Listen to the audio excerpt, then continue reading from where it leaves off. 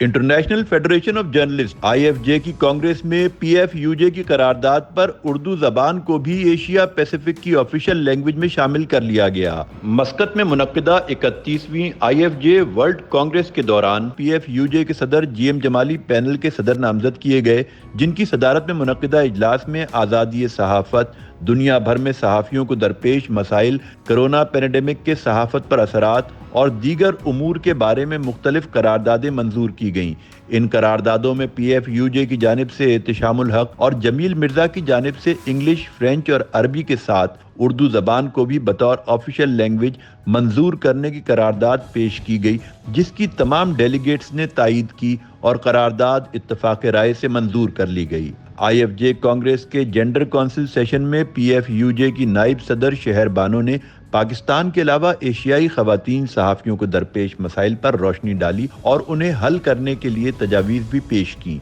PFUJ वफ्द में शामिल RIUJ के सदर शकील अहमद ने मुख्तलिफ ममालिक के वफूद से मुलाकातें करके PFUJ के लिए लॉबिंग की।